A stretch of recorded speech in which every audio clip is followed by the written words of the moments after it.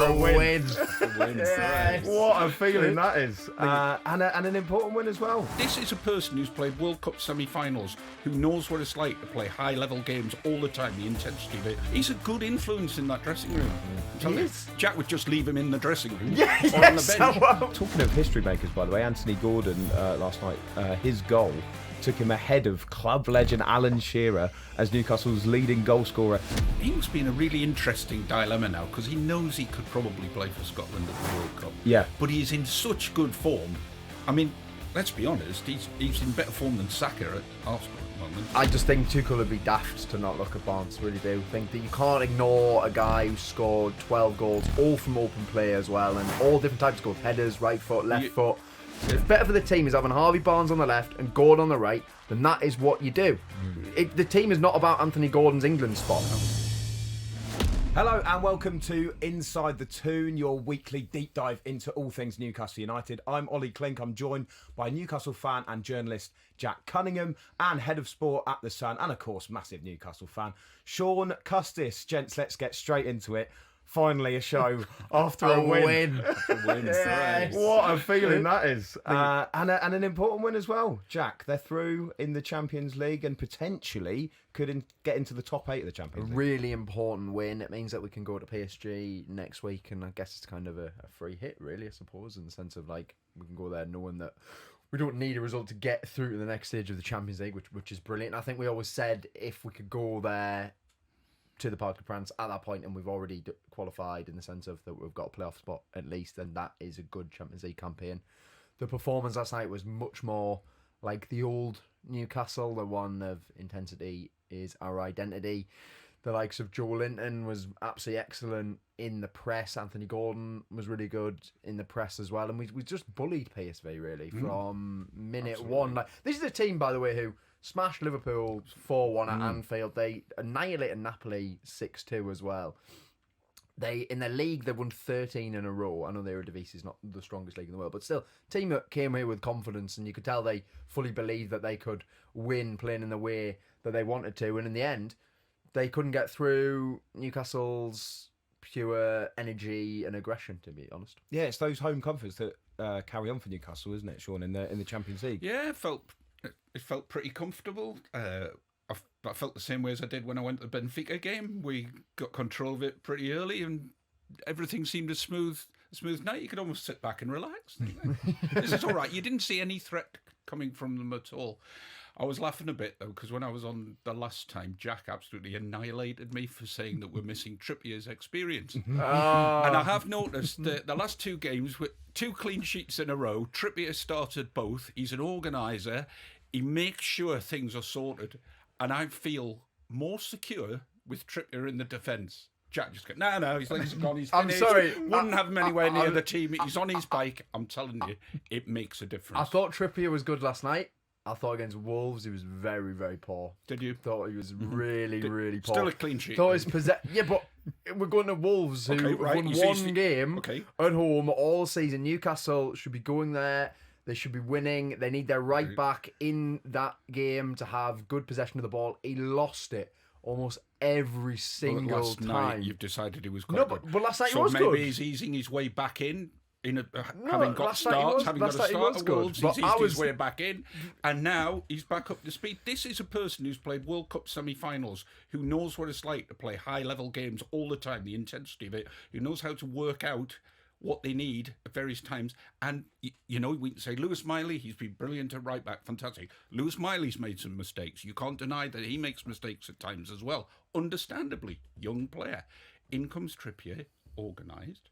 Settle down, lads. I know what we're doing. I've got this. No, I appreciate that. I do think that, as I said, Trippier played well yesterday. I think that I was disappointed I didn't see Miley in the starting 11, to be honest, in some position. I might have had him in midfield over Tonali, to be fair, because I thought Tonali, again, was another player who played poorly on Sunday. Sorry, that's not... A lot of players played poorly on Sunday. I was saying to Ollie, actually, before the game, I was actually annoyed at the starting 11. I thought one change wasn't a reflective from Eddie Howe on what actually we watched on Sunday. I didn't think a lot of players were anywhere near good enough. So, but actually, in the end, it absolutely worked. That team selection did work because what you saw, I think, from a lot of those players, especially with the early goal, especially with Johan Wissa scoring that early goal, especially with Anthony Gordon scoring from open play, you saw a few players, and it's happened a couple of times this season, like you mentioned the Benfica game or the Bilbao game, where you're getting the confidence back up in some of these players. Look, it's going to be a packed fixture schedule. Obviously, it's going to be a very difficult one, but I just thought that win was really important, just to show the fans once again that these are decent players. And, let's be honest, Jack, we can pick out even Alanga, who came onto the pitch, and last week we were sat there. You called him one of the worst ever signings. I said potentially, right? I've been absolutely bad. I've been said that a couple of times, but you're not working off a very long period of time. I've been absolutely bad for that, by the way. I can say you back to 70s and stuff like that, and there are a lot worse players. Reactive Cunningham. No, I said potentially, and then I explained why I said potentially. I know. Yeah. But at the same time, you just saw a few glimpses from Alanga, and the crowd was singing his name. Sung his name, which I thought was really great. Which I thought was great. By the way, talking to Trippier and Lewis Miley, the best thing that Trippier did last night was give the captain's armband to Lewis Miley. Wasn't that amazing? I mean, that was a goosebumps moment, wasn't it? Oh, absolutely. A little bit of experience, saying this will be yours in the future. Again, knows what he's doing. He's a good influence in that dressing room. I'm telling you, Jack would just leave him in the dressing room or on the bench. I would for the majority of games, I would, when he's needed. I honestly think he's a very, very consistent performer. Yes, and look, I take the point that he might be coming to the end of his career, but he can be important in important moments. I think last season, second half of last season, I thought he returned to not quite he's never going to probably the Trippier we first signed, the bombing right back down the wing, getting overlapping and putting crosses in. But I thought second half of last season he did have a very, very strong end of the year. I thought he was brilliant in the Carabao Cup final as well, after probably about a year from that Chelsea mistake the year before, where I just was looking at him like we should sell him, we should get rid of him. He's gone. He's not doing what we need him to do. I just think this season, a lot of games he's played, it does feel like if he is against a fast winger, it's almost over. I mean, there was against Manchester City in the first leg, Carabao Cup, where Semenyo walked past him and he was just like, well, I can't catch up, that's fine. But I do take the point of the experience and what have you. And also what I will say is I thought Botman and Chow were absolutely brilliant, fantastic. And Botman, I did say that I thought it was maybe a bit of a risk in his contract right now. His last three games. His last three games. You did. You wrote him off. I didn't write him off. I said, I'm not sure. I think he may be coming at the end. Well, no. I said we've got to see the form. We've got to see the form back. Botman, when we first signed him, was absolutely sensational, and then since then he's been basically injured. But thought the last few games, even against Wolves again, he was rock solid as well. Manchester City was brilliant. Thought we're seeing signs of him getting back to those 22, 23 levels. And if he does get back to those levels, then giving him that contract is a great idea. And also means that we're going to have one of the best centre-backs we've had in a long time, because he is elite when he's in form. He's elite. Sean, I want to talk about Johan Wissa, because he did get man of the match. He scored early on, and I think that set the tone for the whole game, but also must have settled his nerves a bit, because I think there were a few people on his back, probably Jack, after the Wolves game, where he kind of struggled a bit. And we've got to remember he's a bit rusty. He's coming back from an injury, of course. But that goal, you could see the relief. You could see what it meant to him. He spoke after the game about almost being in tears when he heard the Champions League music when he was coming out. And also the work he did for Gordon's goal was amazing. Yeah. And it kind of showed, obviously, for most of this season, Newcastle have had Nick Voltemade up front, who's a great player, but it has been very different to how we've seen Newcastle play in the past. And it showed, didn't it, with Johan Wissa, that we can play in a similar way that we did before. It's his movement across the line. He can go anywhere. He goes in behind. He makes those runs, which obviously Voltemade doesn't. And he gives you more options. I mean, I know quite a few people who go and watch Brentford who say they're seeing now what they saw at Brentford. He's playing sort of exactly the same way. And it's the variety. Voltemade does what he does. We know, and in certain situations he's the right man for the job. But I kind of understand why he's not in the team at the moment. There's been some interesting discussion about Voltemade, about actually he's not brilliant in the air. Yeah, which is, Peter Crouch wasn't brilliant in the air either. They're both quite good with their feet. Crouch used to always laugh, saying, "Oh yeah, everybody says I'm good for a big man. They always have to add that on." And Voldemort technically is pretty good. I think Crouch has got loads of headers. I'm trying to Well, think. no, but he wasn't brilliant.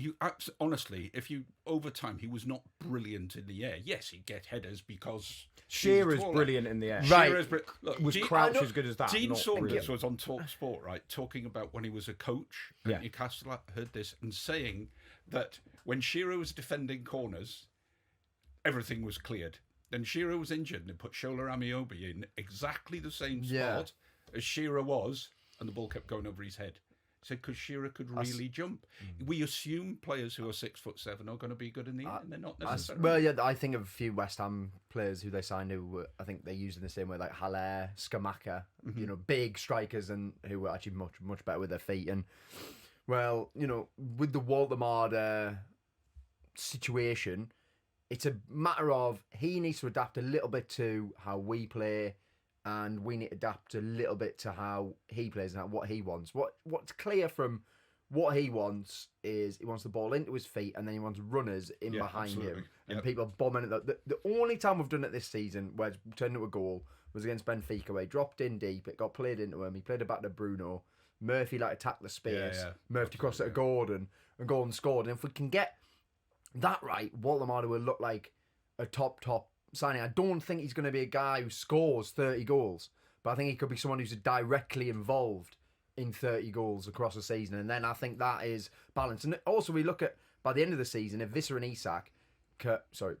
Visser and Waldemar can get to what Isak contributed in terms of goals last season, numbers-wise, directly, then in that sense, for this season, despite the fact Visser was a last-minute signing, Waldemar was a player who we spent a lot of money on immediately, but we just had to sign some strikers. Then by the end of the year, you look at it and go, okay, we have actually managed to fill the gap that Isak had.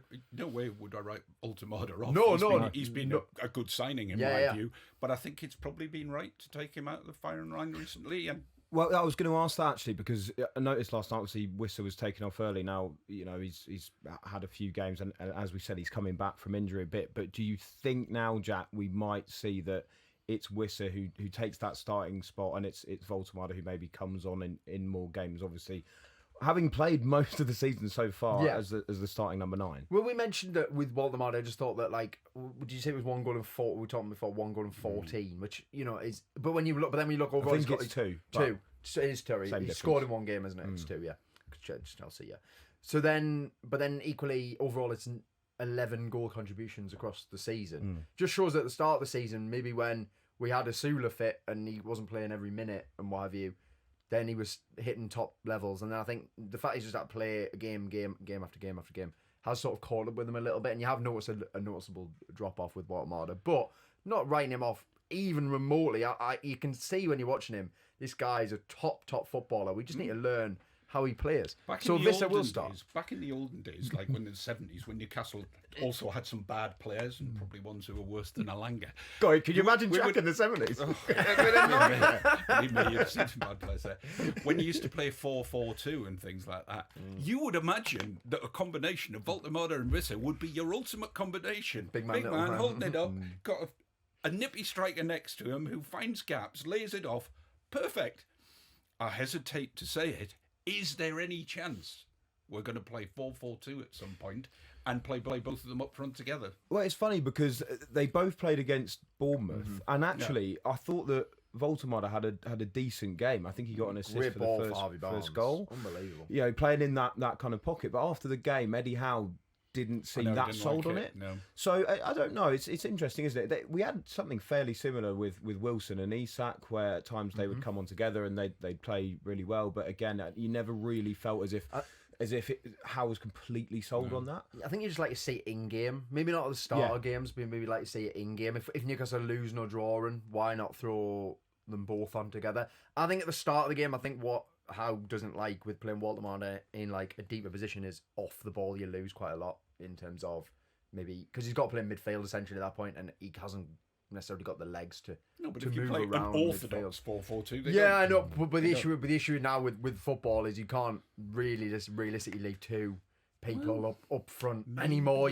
Every team plays most teams play a 3-man midfield, so you need that extra person. But it was in interesting midfield. last night because when Newcastle were pressing, you had Joel Linton Yes, up there who with was- Whistler. which- So it was exactly, technically a 4-4-2. Yeah. When they were trying to push for the ball, works and it worked. with Joe Linton doing that, and I'd like to see that. I'd like to see that more because I thought that was really clever from Eddie, and that was also how the first goal happens because he's closer to Vista. So when Bruno plays the ball through to him, he's basically on goal. He just rolls it across to Vista. There and are Vista a few scores. examples of teams sliding back to 4-4-2 at times in games.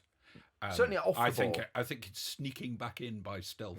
Yeah. Sliding back to the 70s. Certainly off the ball. I just think that if you're going to do it, you need 2 pressing strikers or 2 players who are going to do the pressing. I'm not sure what mod is that. Sean, which player from the 70s would you want in this team? If you had to pick one? Jinky Jimmy Smith. There we was go. a bit of a favourite when I was a kid. That's a bit early 70s, but hey, We'll take it. We'll take it. Jack's probably, seen and videos, obviously not having him. obviously Malcolm MacDonald. Oh, Yeah, I think Goes so, without that's- saying, yeah, he would start. Yeah, absolutely.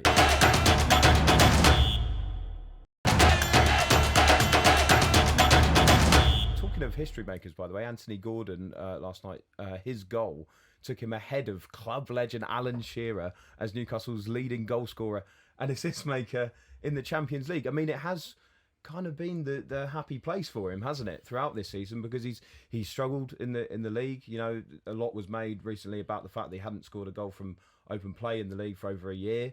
But in the Champions League, he's absolutely flying. It's unbelievable, isn't it? It seems like, again, it comes back to what he said sort of after the Benfica game, where he's like, he really gets up for these sort of big games. I also think it's equally that he has a bit more space, Yeah, I maybe agree to with that. He operate in. definitely finds more space. Yeah, he definitely finds more space. I think if we look at a lot of the teams who are playing against Newcastle now, are just sticking everyone behind the ball and letting us have it, unless it's one of the teams who you expect to come out and maybe have more possession than us, but in the games where we don't. And I think that does limit Gordon, because then has he necessarily got the technique, I don't know, to maybe clear those 1-2s and find that little pocket of space? His game's a lot about physicality and his raw pace and attacking the box, I suppose. So it's been really, look, I've been critical of Gordon because I expect to see And I everybody expect to else. see more. I expect to see more. Well, I'm not critical of Harvey Barnes, No, but I am absolutely not. critical of You can't be. Anthony That's Gordon. impossible. Amazing. So, because I expect to see more from what's supposed to be an England international. We can't go over a year and not score a goal from open play. Equally, having a reliable penalty taker is extremely important, and he is a very reliable penalty taker. The only one he's missed, I think, is Everton, which obviously wasn't ideal because obviously he was going to miss that at Goodison Park. But I'm happy to see him doing well in the Champions League, and if he scores again, he's our joint record all-time Champions League goal scorer That's amazing. with Shearer on 7. Sure, I think it's more shows that maybe We we haven't been very good in the Champions League, haven't we, realistically? I mean, the Barnes thing you bring up there, he must be in a really interesting dilemma now, because he knows he could probably play for Scotland at the World Cup. Yeah. But he is in such good form. I mean, let's be honest, he's in better form than Saka at Arsenal at the moment. He is. He's better. He's playing better. And I'm not saying he would get Saka's place in the starting lineup for England, but Tuchel must be starting to look at him and think, you know what? Well, I think that's true, especially because his competition for that left wing is Anthony Gordon, who is literally in the same team as and is having to be forced. Yeah, but he onto the could other go on to side. the, as I say, but even on the right, I think he's performed better than Saka in recent weeks. You don't know because you don't ever watch Arsenal? No, I do watch Arsenal. I do watch Arsenal a lot, to be fair, and I do think Saka's not having his best season. He's a good player. Don't He's get me wrong. he's a very world-class good player, footballer. and he will be like going how to the Saka. World But Cup. if you were Tuchel, would you be taking Barnes or Gordon at the moment? Given that Gordon's been in and around those England camps. I think that's unfair to say at the moment, because it's not about now. You do want to see how they finish through the season. You know, Gordon has proved in Champions League, which is, you would say, is the step up. Although, But I don't think possibly it doesn't I feel don't think like it, that. I don't think No, it it doesn't is. feel like Yeah. that he is still performing in that regard. But I do think he's got a bit to prove. But Tuchel likes him. There's no doubt about it. No, he does. I just think Tuchel would be daft to not look at Barnes. Really do think that you can't ignore a guy who scored 12 goals, all from open play as well, and all different types of goals: headers, right foot, left foot. And if England are looking in a game, it's tight or what have you, who's going to more likely to get you a goal? I think it's Harvey Barnes, Anthony Gordon. How seriously should Barnes think about this Scotland thing? I think he should, but I actually think he should be thinking about England. I know he's 28, but I think at this point, I know Tuchel's probably got his team in mind, but you can't ignore someone playing this well. I just don't think you can. Do you think he deserves the right to be able to ring Thomas Tuchel up and say, "Look, am I in your plans?" Because it will. Yeah. At the age he is, In a it's Scottish not the accent. same- It's not the same as when you're 2021 and you Yeah. think, I'll wait to see. Could he get an intermediary or whatever to say, "Look, am I in your plans? If I'm not, Yeah, I'll go with- Yeah. it's I'll probably go with getting to Scotland." that kind of stage. What you're saying about him being a left winger, yeah, I get it, but in the Champions League, we've raised the Benfica game and PSV. He's been on the right He is doing both times and been devastating. That's the thing. He is doing well on the right. He is, and it's great. What It's flexibility happy. that would give England as well. It's happy, but you can tell he's not as happy on the right. And in the games that we struggle in, where he's on the right, it feels like if you stick him over the left, you get a very different player. So. But it's difficult. Unfortunately, you've got two players. Right, weirdly, Gordon Gordon has to be the left. Gordon, all the because time. Howe said publicly that Gordon has said he doesn't like playing on the right, Yeah. and I have said this. I do not agree with that at all. I'm sorry. It's what's better for the team. Yeah. If better for the team is having Harvey Barnes on the left and Gordon on the right, then that is what you do. The team is not about Anthony Gordon's England spot, which is what he's. I'm not saying that's what he's thinking about, but it feels like that's part of it. It's funny because Harvey Barnes has also said that he doesn't mind playing. I on the know. right, Exactly. and he actually prefers it sometimes because he gets more freedom, which doesn't quite make sense to me because I think he's better off the left. Even last night, right? He starts on the right. His goal is from the right, but actually he gets it in the middle of the pitch and then goes to the left and scores. So clinical, by the way. He's so clinical. Amazing. Just you can almost just close your eyes when he gets into that position because you know he's going to I score. think he's the best finisher at the club, but I'm not there's a question about that. And also, his best ever goal scoring season is 13 goals. Yeah. He's on 12. 12. So we're looking at. I'll be surprised if he doesn't get 20. by the end of the season. Well, that win as well means, gents, we have another date in Paris where we've had a bit of heartbreak before, of course, after that Robbed. ridiculous, Yes. ridiculous handball against Tino Yeah, that Livermento, which we've forgotten about.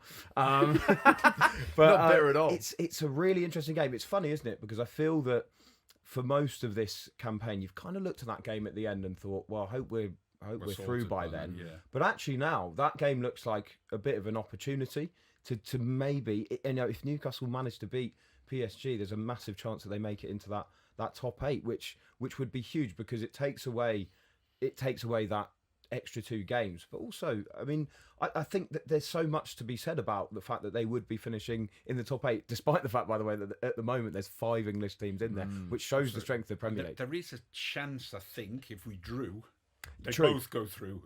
Yes. Is there going to be a bit of, we'll make sure we get a point?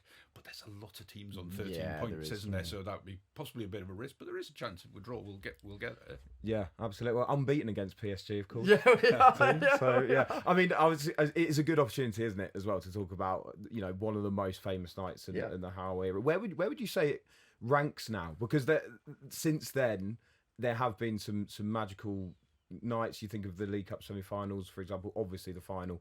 But where do you feel that win still ranks? I love that. One of the reasons I love that win so much was that it was all pre-takeover players scored or Geordie, Dan Burn, because Dan Burn is a post-takeover player. I love the fact that our first Champions League goal back was by Miguel Almiron, considering he played such a massive role in us getting to it the season before when he couldn't stop scoring. And then you got Longstaff, Geordie boy, looked like his career was over under Steve Bruce.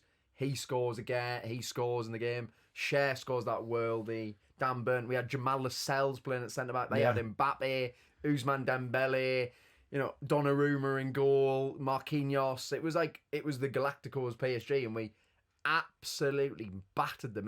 They didn't even deserve a goal, and they got one. I think it made it 3-1 at the point, and then Cher puts one in the top corner.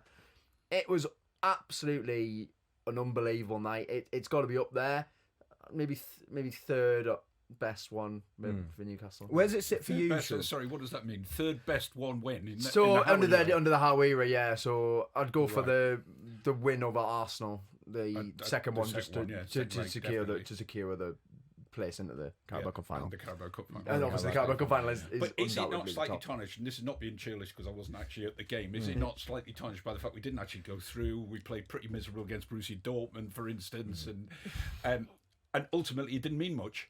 I know what you mean. I know what you mean. Yeah, But it's still that statement, isn't it? No, It no, was that- I but I know, agree, I do but know it what was you mean. a bit Sean. of a damp squib Yeah, because yeah. I saw both the other games. Yeah. Was it in, Dortmund, was it Inter? AC Milan. AC Milan, AC yeah, Milan. yeah. AC Milan. AC AC Milan. yeah. And we weren't good in those, and it's I feel slightly, as I say, tarnished. I always look back at that one. I felt like Dortmund would play badly in both games, especially I think when Dortmund turned up at St James's Park, I think it was weirdly kind of an expectation we'd win because we Yeah, beat it was, PSG, which was a bit strange. They are Dortmund at the end of the day. Yeah. And then we went away, and I think we had about 13 fit players when we went to the away game. I remember Lewis Hall had a stinker, got hooked really early on. Looking at him now, but then AC You were Milan. slagging him off then. weren't No, hey, I mean, well, look, I think a lot of people were not convinced by him, to be fair. I certainly wasn't, to be honest. But I think, but then I just thought Newcastle actually gave a really good account of themselves that first time in the Champions League. In the end, just didn't quite do it. And they would have made it if they hadn't been robbed in Paris, to be fair. Because deserved to win in Paris. Deserved to win. Yeah, absolutely. We'll see how they get on. Of course, I've just got to say about that win over PSG, the 4-1. One of my favourite memories about it was I had a few nervous pints before. I think we probably all did. And Few nervous decided- pints. How many was that? 5? Yeah, 6? around that. And decided to place a bet. And I don't know why I did it to this day, but I put a bet on Sean Longstaff to score and us to win. Fair. Which is one of the best bets I've ever put in my Unbelievable, what a whole bet. life. And I think I got home and spent it all on a Newcastle track jacket, complete waste of money. But I had the best night ever. So yeah, it's got great memories for a number of reasons. I would say that, and yeah, hopefully they can get some revenge in Paris. I think it's funny, isn't it? Because actually we spoke, didn't we, about the fact that we could maybe beat PSV. And we hadn't thought about how the other results in the Champions League might have played out, and the fact that we now can reach top 8. Because actually, it sounds bizarre to say now, but we were almost talking because Newcastle have got such a difficult run. Do you maybe rest players for a PSG game where it's not going to mean too much? But now it's got to go all out for it. Got to go for that. I really want to see us. last day. I really want to see us come out and press them as well. I don't want to see this what we do away where we sort of sit every man behind the ball, and I don't want to see that. I really don't. I want to see us to get in their faces, be aggressive. It's what Newcastle are best at. Sometimes if you get the lead, then of course you change. Of course you do. There is you an have to. argument for, say, playing Altamada this weekend against Villa and this potentially. Yeah. in the week, isn't there? Potentially, yeah. Which could happen. Yeah. I mean, Well, that's an interesting point. We'll do a bit more on the Villa game in a moment. But which game would you put more importance on? PSG.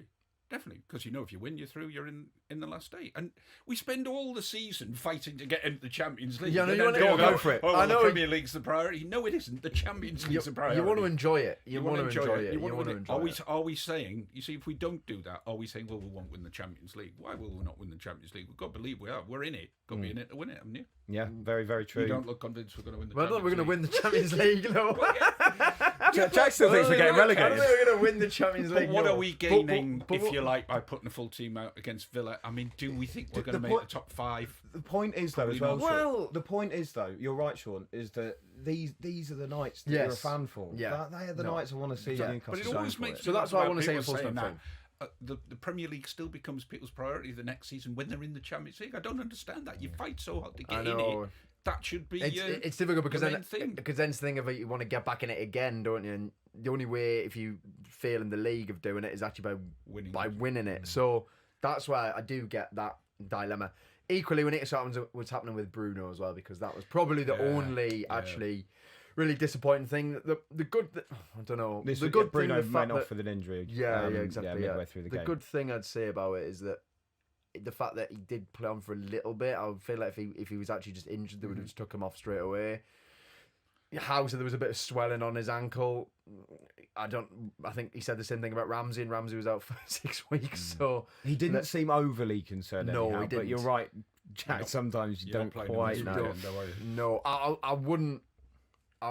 I wouldn't risk him. No, and Villa's a hugely important game. Like our run coming up was massive. Yeah, it is. But again, Villa have got their own injury issues. Again, we'll probably touch on it a little bit more. But they have their own injury issues. Their midfield's looking pretty bare at the moment. So maybe we could get by without having Bruno for that match. Yeah, I just wanted to give a quick shout to the display That was yesterday. brilliant. I thought it was brilliant.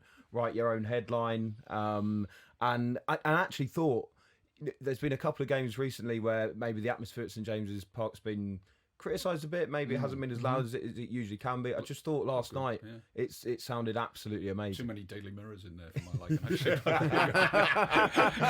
But yeah, good idea. Yeah. Was that a War Flags job? Yeah, it was War Flags. Yeah, it was absolutely fantastic. Yeah, absolutely brilliant. You're right though, Jack. Yeah, the only downside maybe that Bruno went off. You mentioned the away form and wanting to press PSG, by the way. I mean, I definitely don't want to spend too long on Wolves Newcastle because it's one of the worst games I've ever seen in my life. But it was I thought in the game Newcastle had much more control, albeit you know you're playing a team like Wolves, but they had much more control in the game. But you're right, Jack. It just felt as if that goal they could have played for 8 hours and it was never going to go in the back of the net. If they can just replicate, and we've said this so often, but if they can just replicate some of that home form, Shaun, in those away games, it could look like such a different season in the second half. It was a struggle against Wolves, but weirdly, I wasn't so confident. They have shown a bit of improvement. I mean, I know it looks ridiculous where they are in the league, but they have shown a bit of improvement and resilience. Rob Edwards has made the team really organised. They're aggressive, organised, and they were hard to break down, if you like. But we should expect. We didn't do enough. No. You know, we didn't. There was no shots from outside the box. No. There was no passes in behind. It was all sideways, cross. And the thing is, there was some actually brilliant crosses put in. There was no on the end of them. Or Watermall got on the end of one and he had it wide.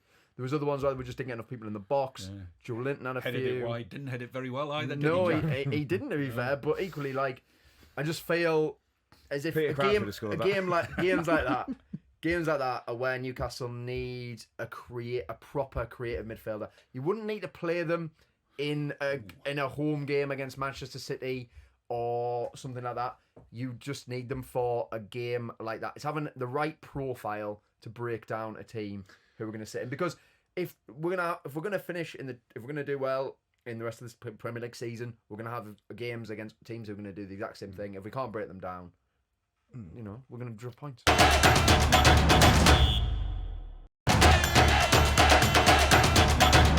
Talking of players that Newcastle should bring in, let's get a quick update from talkSPORT's Ben Jacobs about the rest of the January window. Time running out for Newcastle to do any business. Ben, are they going to do any?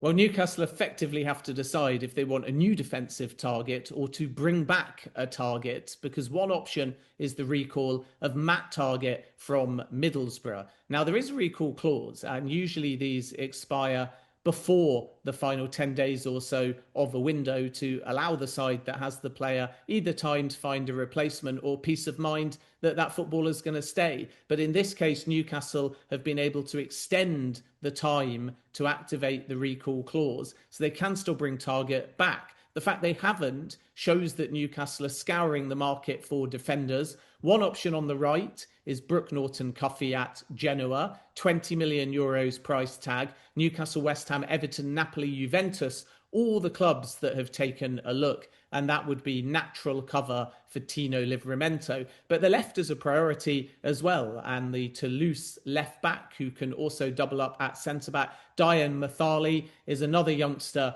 that Newcastle United have watched for quite some time. Club Bruges left back, Joe Kinsey, is another on the list too. Difficult to reach a deal with Club Bruges mid-season, but certainly one on Newcastle United's list. And a young defender at Lecce, Thiago Gabriel, is the third name that Newcastle are looking at. So Ross Wilson, the sporting director, and Eddie Howe with a big decision to make. Do they go for somebody young for the future, bit more long-termist, or do they bring back Targett and then at least have an experienced player that can help Newcastle get to the end of the season and hopefully make a run in the Champions League? Doesn't look like they're getting a creative midfielder then, Jack, I'm afraid. Targett came in, it feels like did that a job for half a season, yeah, and look, exactly. Unfortunately, I just think that for whatever reason, it's just not happening for him. He's doing well at Borough. Borough doing well. Borough look on foot close promotion. Let him stay there, and you know, maybe if he does well, they come up. Maybe we can sell them. Sell him to them. We can look at these fullback targets, if you pardon the pun, in one of two ways. I think we can maybe look at it as Newcastle trying to invest and you know, provide some cover for their fullbacks, because they, you know, especially Tino Livermento has had his injury issues, or we can be a bit more cynical and think about the links away from the club that especially Tino Livermento has had obviously interest from Manchester City, and think maybe they bring in a replacement. I believe that Jack will probably go for the cynical, so I don't know why, I just get this sense. Shaun, how do you see it? I feel like the mood music is suggesting that Livermento's going to leave. He's not doing a lot to dispel it, even through his people and all of that. It's like, well, the contract talks aren't really happening, and City, there's definitely interest from City, there's no doubt about it. I can fully understand why they want that, because they haven't really replaced Kyle Walker properly, who was obviously totally an extremely pacey, effective fullback for a long, long time for them. I mean, a brilliant player for them, and that is the sort of player you can see dropping in there straight away. I hesitate to say it, but I think we've lost him. Yeah, it would be a huge miss. The only thing you could say is that injury record has been a massive frustration, and there are long spells of a season where he usually finds himself on the sidelines. Having said that, he's so effective and so good when he is fit and playing.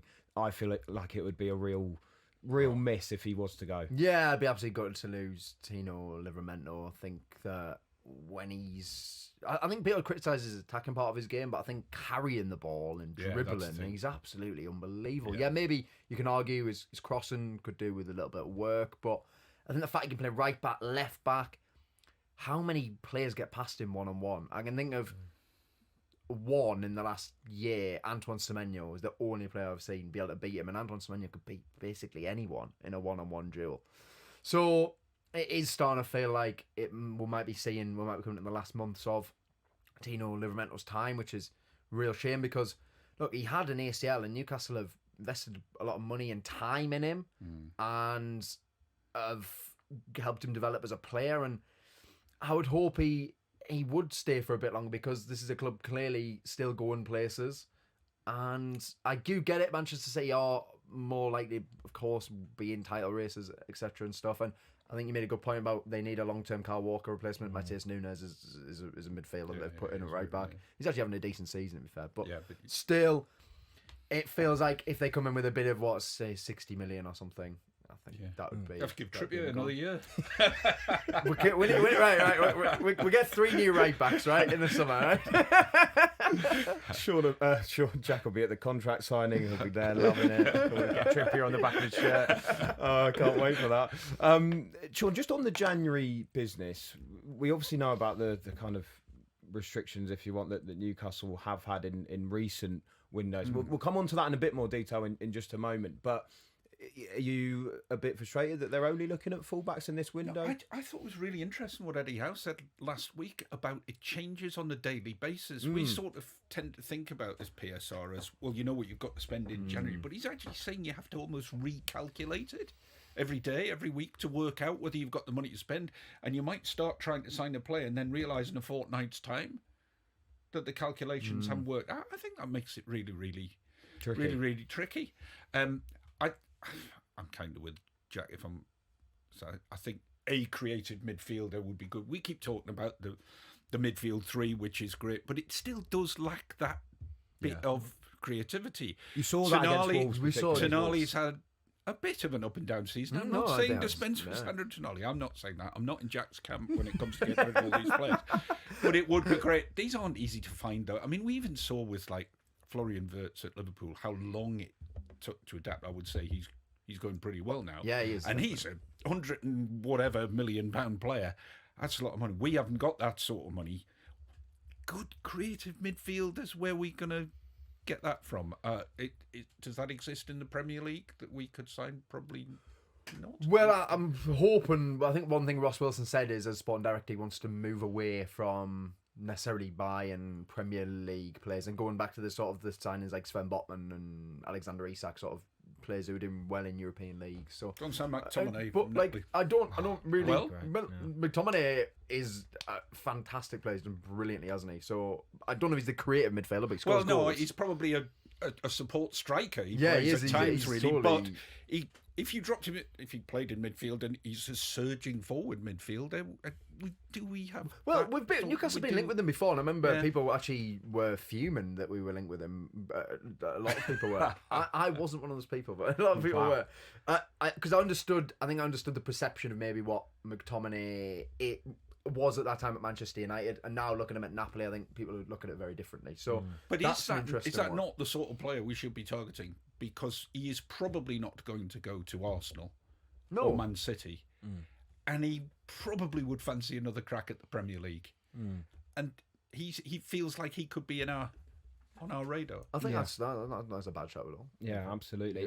Let's look ahead to this game against Aston Villa then, where Newcastle have this astonishing record at home. I mean, it's 17 home league games against Villa that they are unbeaten. Is the last time they It's won absolutely ridiculous. the Dyer, Bowyer, It and is. Stephen Taylor red cards? So we had 8 men. And we've made up for that since, to be fair. Yeah. But yeah, it's kind of amazing, and I find that this fixture down the years, probably apart from the one this season earlier on, where it was the first game of the season, it was 0-0 draw. Newcastle should have won that game as well. Yeah, They had plenty definitely, of chances, but it's always pretty entertaining. There's usually a lot of goals. Usually they thrash us at Villa Park, and we manage to beat them quite heavily at St James's Park. How are you kind of feeling, Jack, heading into to this version of Newcastle Villa, given where Villa are on the table? Yeah, they're doing unbelievably. They're playing really well, but you've just when they lost to Everton, their really good home record came to winning against Everton, who Everton were without Iliman Ndiaye and Dewsbury Hall, so without two massive players, and Everton won relatively comfortably. Morgan Rogers missed a few chances. I'm feeling pretty good about this, just mainly for a few things. Think that Villa's injury issues that I sort of touched on. McGinn went off. He's such a massive player for them. Boubacar Kamara's out for the season. Amadou Nana's not fit. So they're going to have to play Tielemans and Beauregard. But they would tonight against Fenerbahce, they'll probably be playing the same midfield as well. So they don't have a lot of options in there. I think we can overrun them in there. And that's where I can see us...